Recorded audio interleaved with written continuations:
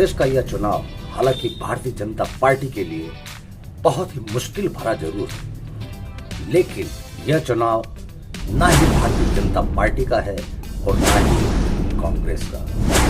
दरअसल यह एक एक कैंडिडेट का चुनाव है।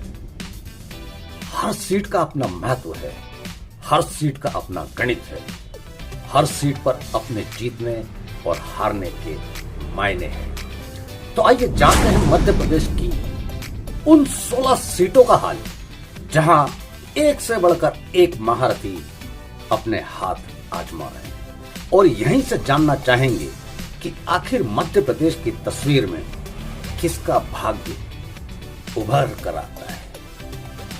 चुनाव की चौपालें सज रही है, लोग मकसूले अपनी अपनी चुनावी राय रखने हैं, लेकिन एक तबका ऐसा भी है जो सहमा हुआ है, डरा हुआ है, और ये ही वो तबका है जो कि या तो मजदूर है, या तो कोई रिक्शा चलाता है, तो कोई चाय वाला है, तो कोई मोची, तो कोई सब्जी। यही वह तबका है जो समाज में सबसे कमजोर है।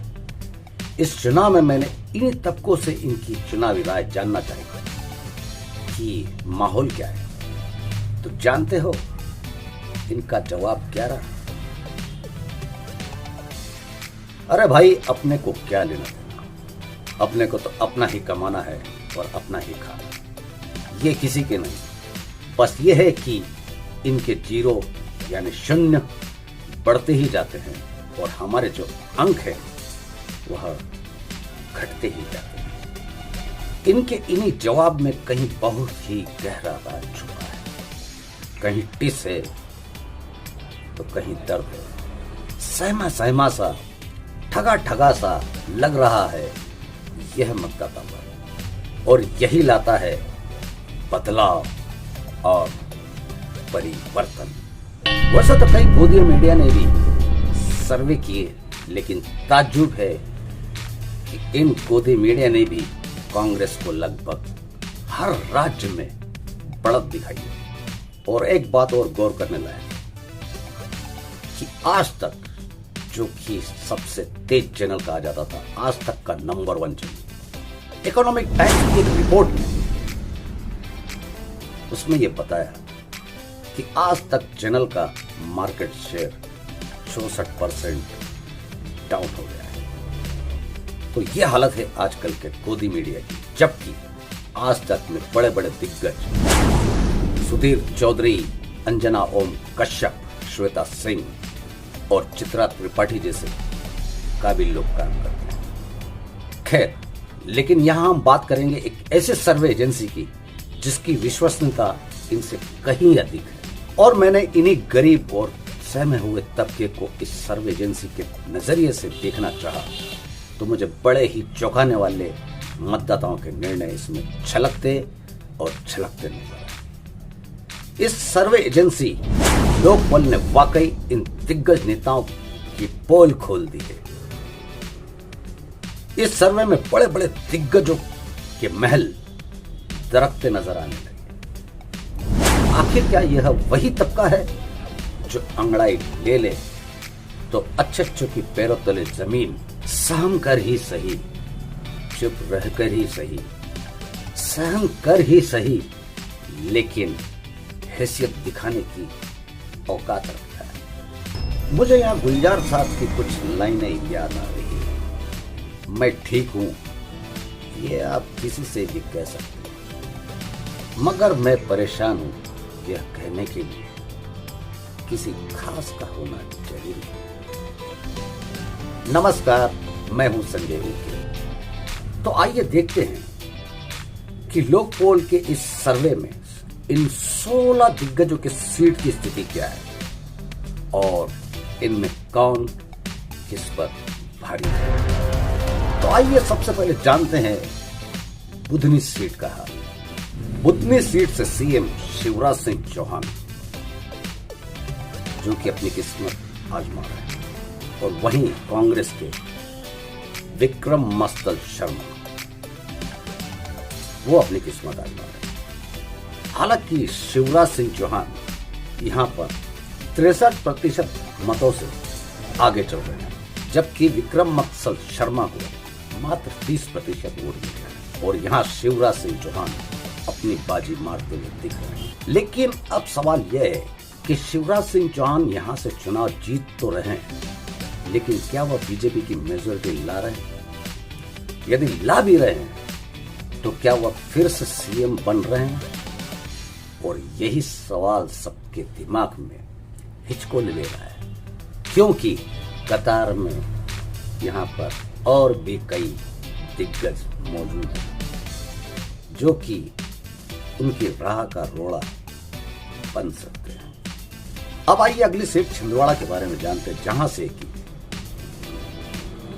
कमलनाथ चुनाव लड़ रहे हैं और उनके खिलाफ बीजेपी से विवेक बंटी साहू चुनावी मैदान में।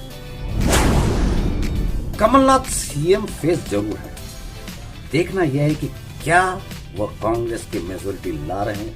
यदि हां तो निश्चित ही वह सीएम हो। यहां कमलनाथ को सर्वे में 58% मत दिए जा रहे हैं, वहीं विवेक बंटी साहू बीजेपी के जिन्हें 40% मत प्राप्त हो रहे हैं और यहां पर कमलनाथ ने बहुत बड़ी बढ़त बनाई है। अब आइए जानते हैं अगली सीट दतिया के बारे में। दतिया जहां से नरोत्तम मिश्रा भारतीय जनता पार्टी की ओर से चुनाव लड़ रहे हैं, वहीं कांग्रेस के राजन भारती यहां से चुनावी मैदान में है। नरोत्तम मिश्रा अक्सर अपने बयान के कारण सुर्खियों में रहते हैं। क्या है आखिर की फैक्टर नरोत्तम मिश्रा का? नरोत्तम मिश्रा का सबसे बड़ा माइनस फैक्टर है, वो है नौजवानों को रोजगार के नाम पर सट्टा और हाथ में कट्टा। दूसरा, हर थाने में दबदबा, और फिर रहे भी क्यों नहीं, आखिर होम मिनिस्टर जो है 3 बार से लगातार चुनते आ रहे हैं। हालांकि पिछली बार कम ही अंतर से जीते थे, लेकिन इस बार एंटी इनकम्बेंसी गहरा प्रहार कर रही है। यहां से नरोत्तम मिश्रा को जहां 48% मत प्राप्त हो रहे हैं, वहीं कांग्रेस के राजन भारती को 49% मत प्राप्त हो रहे हैं। अब आइए जानते हैं प्रदेश ही नहीं बल्कि देश की नजर इस हाई वोल्टेज सीट पर बनी है, और वो है इंदौर की विधानसभा क्षेत्र क्रमांक 1, जहां से भारतीय जनता पार्टी के महासचिव कैलाश विजयवर्गीय मैदान में है, तो वहीं कांग्रेस के संजय शुक्ला ने बागडोर यहां से संभाल रखी है। यहां से कैलाश विजयवर्गीय को 48% मत मिल रहे हैं, वहीं कांग्रेस के संजय शुक्ला को 49% मत मिल रहे हैं। आखिर क्या है की फैक्टर कैलाश विजयवर्गीय का? बीजेपी के दूसरे ही लिस्ट में 3 कैबिनेट मिनिस्टर, 4 सांसद और अपने ही नाम को लिस्ट में चुनावी मैदान में उतरने के लिए पाना, ये किसी अचंभे से कम नहीं। दूसरा, स्वयं के द्वारा ऑन कैमरा यह बयान देना कि मैं तो हो चुका हूं, सपने में भी नहीं सोचा था चुनाव लड़ना होगा। मैं तो सोचता था कि चुनाव प्रभारी होने के नाते हेलीकॉप्टर से सवारी करूंगा, कभी कार से सवारी करूंगा। मुझे क्या पता था कि जनता के बीच जाकर मुझे हाथ भी जोड़कर वोट मांगना पड़ेगा, और फिर यह भी कहना कि दिल से मैं 1% भी चुनाव नहीं लड़ना चाहता था। यही कैमरे के सामने दिया हुआ उनका वक्तव्य उन पर कहीं ज्यादा भारी पड़ रहा। दूसरा, इंदौर की विधानसभा क्षेत्र क्रमांक 1 का स्थायी निवासी न होना। तीसरा, इन 7 दिग्गज सांसदों के बीच अपने नाम पर सीएम की उम्मीदवारी बताना। चौथा, अपने चुनावी मैदान में उतरने के कारण पड़ोस की ही सीट पर अपने पुत्र आकाश विजयवर्गीय का परिवारवाद के चलते बलिदान देना। ये सारी बातें उस विधानसभा क्षेत्र की चर्चा का विषय है। अब आते हैं अगली सीट राउर, जहां से भारतीय जनता पार्टी के मधु वर्मा चुनावी मैदान में, तो वहीं कांग्रेस के जीतू पटवारी चुनावी मैदान में। यहां से मधु वर्मा को 45% मतदाताओं ने अपनी पसंद बताया, तो वहीं जीतू पटवारी को 52% मत देकर वहां के मतदाताओं ने अपनी मंशा जाहिर कर दी। क्या है की फैक्टर जीतू पटवारी का? एक तो वो युवा हैं, पिछली बार सरकार के गिरने के बाद भी लोगों से लगातार संपर्क में बने रहना, किसानों, युवाओं और महिलाओं के मुद्दों को लेकर सदन में कड़े से कड़े सवाल खड़े कर सरकार को कटघरे में खड़ा करना, और यहाँ जहाँ बीजेपी के 7 सांसद अपने ही विधानसभा में सिमट कर रह गए, वहीं जीतू पटवारी लगातार मध्य प्रदेश में सघन जनसंपर्क में लगे हुए हैं। अब हम बात करते हैं जावद सीट की। कभी सिंधिया समर्थक माने जाने वाले समंदर पटेल ने बीजेपी ज्वाइन कर ली थी, लेकिन वहां पर सम्मान न मिलने की वजह से लगभग 400 कारों के काफिले के साथ कांग्रेस में शामिल हो गए। फिलहाल जावद की सीट से कांग्रेस के समंदर पटेल जीतते हुए नजर आ रहे हैं, जबकि वहीं बीजेपी के ओम प्रकाश सकलेचा, जो कि भूतपूर्व सीएम वीरेंद्र सकलेचा के पुत्र हैं, वो यहां से सीट हारते हुए नजर आ रहे हैं। ओम प्रकाश सकलेचा को 44% मत प्राप्त हो रहे, वहीं कांग्रेस के समंदर पटेल को 49% मत प्राप्त हो रहे हैं। आइए जानते हैं अगली सीट रीवा के बारे में। यहां से भारतीय जनता पार्टी के राजेंद्र शुक्ला चुनावी मैदान में है और वह इस सीट से बाजी मारते हुए नजर आ रहे हैं। वहीं कांग्रेस के इंजीनियर राजेंद्र शर्मा चुनावी मैदान में, यहां राजेंद्र शुक्ला को 51% मत प्राप्त हो रहे, वहीं कांग्रेस के इंजीनियर राजेंद्र शर्मा को मात्र 43% मत प्राप्त हो रहे हैं। अगली सीट है डबरा। ये वही सीट है जहां से इमरती देवी भारतीय जनता पार्टी की ओर से चुनावी मैदान में, तो वहीं कांग्रेस से सुरेश राजे चुनावी मैदान में। इससे पहले कि 15 महीने की कमलनाथ की जो सरकार थी, उसमें इमरती देवी के पास महिला एवं बाल कल्याण मंत्रालय था और वो अब बीजेपी की ओर से चुनावी मैदान में। हालांकि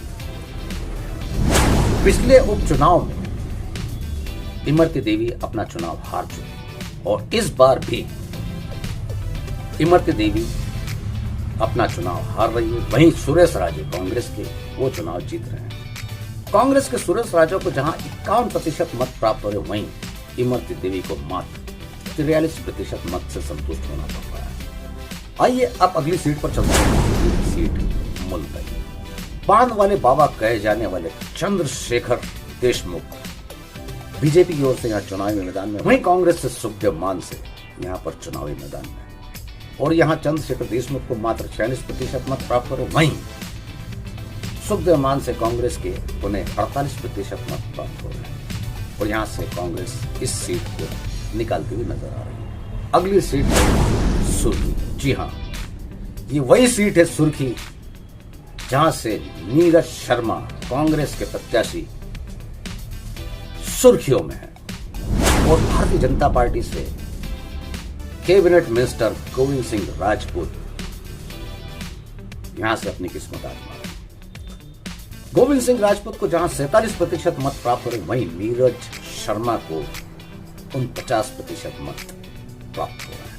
आइए अगली सीट देखते हैं। अगली सीट है देव तालाब। देव तालाब से मध्य प्रदेश के स्पीकर गिरीश गौतम भारतीय जनता पार्टी की ओर से अपनी किस्मत आजमा रहे हैं, वहीं कांग्रेस के प्रथमेश गौतम इस सीट से अपने भाग्य को आजमा रहे हैं। हालांकि यहां पर टक्कर बहुत मजबूत है, यहां पे त्रिकोणीय मुकाबला बन रहा है।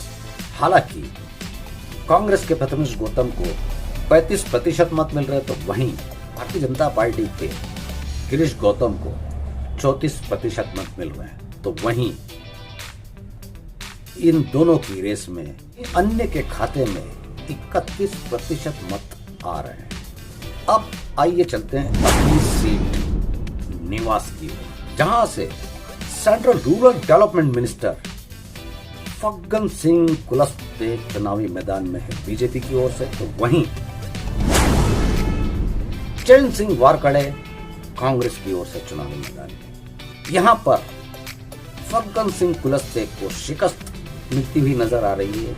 इन्हें मात्र 48% मत प्राप्त हो रहे, तो वहीं चैन सिंह वरकड़े को 50% मत प्राप्त हो रहे हैं। अब चलते हैं अगली सीट पर, भोपाल। यहां से भारतीय जनता पार्टी के ध्रुव नारायण सिंह, जो कि former chief minister Govind Narayan Singh के पुत्र, और वहीं से उनके खिलाफ कांग्रेस के उम्मीदवार आरिफ मसूद चुनावी मैदान।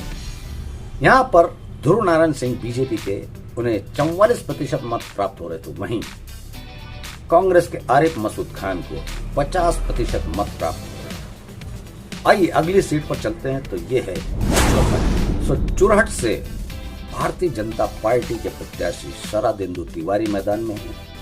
वहीं कांग्रेस से अजय सिंह राहुल चुनावी मैदान में। यहां पर भारतीय जनता पार्टी के उम्मीदवार को 40% मत मिल रहे, तो वहीं अजय सिंह राहुल को 47% मत मिल रहे हैं। आइए अगली सीट पर चलते हैं, तो ये सीट है झाबुआ से भानु भूरिया, भारतीय जनता पार्टी के उम्मीदवार, जिन्हें 45% मत प्राप्त हो रहे, तो वहीं डॉक्टर विक्रांत भूरिया, जो कि कांग्रेस की ओर से चुनावी मैदान में कमान संभाले बैठे, उन्हें 49% मत प्राप्त हो रहे, और यहां उनकी जीत होती हुई नजर आ रही है। अब अंत में बात करते हैं चंबल के उस सीट की, जहां पर सभी की निगाहें टिकी हुई है। वो सीट है दिल्ली, जहां से central agriculture minister Narendra Singh Tomar अपना चुनाव लड़ रहे हैं। अब नरेंद्र सिंह तोमर के साथ मुसीबत ये आन पड़ी है कि जिस नेता को इलेक्शन मैनेजमेंट कमेटी का चेयरमैन बनाया था, उसे ही आज विधानसभा के चुनावी मैदान में उतरना पड़ रहा है। अब नरेंद्र सिंह तोमर के लिए ये बड़ी ही असहज स्थिति बन गई। खुद बीजेपी के ही लोग कह रहे हैं कि तोमर साहब के लिए यहाँ स्थिति अनुकूल नहीं है। यहाँ तक कि भाजपा के प्रदेश अध्यक्ष, जिनकी सरजमी सरजनपुर है, इनके यहाँ की स्थिति ये है कि इनके ही सरजनपुर में एक भी व्यक्ति तोमर साहब का नाम लेवा नहीं है। एक और वजह है इसकी, यहाँ से जिन्हें भी पार्टी ने टिकट नहीं दिया, उन्होंने या तो सपा या फिर बसपा का दामन थाम लिया, और यही कारण है कि वे तोमर साहब की राह का रोड़ा बन गए। और विशेषकर एक जुमला ग्वालियर और चंबल की फिजाओं में बीजेपी को लेकर बहुत जोरों से गूंज रहा है, और वो है शिवराज भाजपा, महाराज भाजपा और नाराज भाजपा। अब इसमें नाराज भाजपा के 2 गुट हो चुके हैं, और इन्हीं गुट में से एक, जिन्होंने सपा और बसपा का दामन थाम लिया है, वो ही आज नरेंद्र सिंह तोमर की राह में रोड़ा बने हुए हैं। और इसे लेकर लोग बोलने इन 16 जगह पर खास तौर पर ये सर्वे किए, क्योंकि यहाँ पर बड़े बड़े दिग्गज अपनी किस्मत को आजमा रहे हैं। अब आइए अंत में हम ये देखते हैं कि लोक पोल के सर्वे में भारतीय जनता पार्टी को कितनी सीटें मिल रही है कुल मिलाकर, और वहीं कांग्रेस को कितनी सीटें मिल रही हैं मध्य प्रदेश में। तो हम देखते हैं कि मध्य प्रदेश की कुल 230 सीटों में से भारतीय जनता पार्टी को 98 से लेकर 110 सीटें मिलने की संभावना इस लोक पोल के सर्वे के जरिए जताई जा रही, तो वहीं कांग्रेस को 120 से लेकर 132 सीटें मिलने की संभावना जताई जा रही। अब हम इन 16 सीटों के नतीजों पर भी एक आकलन अगर लगा के देखें कि इन 16 सीटों में से भारतीय जनता पार्टी को कितनी सीटें मिली हैं और कांग्रेस को कितनी, इन 16 सीटों के नतीजों को देखते हुए लोकपाल सर्वे की रिपोर्ट के अनुसार इन 16 सीटों में से भारतीय जनता पार्टी मात्र 2 सीटें गेन कर रही है, तो वहीं कांग्रेस पार्टी 14 सीटें गेन करती हुई नजर आ रही है। और अब अंत में एक बेहद खूबसूरत कवियत्री वीना शर्मा जी की 2 लाइनें याद आ रही। कर्म कर किस्मत बना, तेरे हाथ जब अधिकार है। बोल तेरी इस दशा का कौन जिम्मेदार है। नमस्कार, जय हिंद।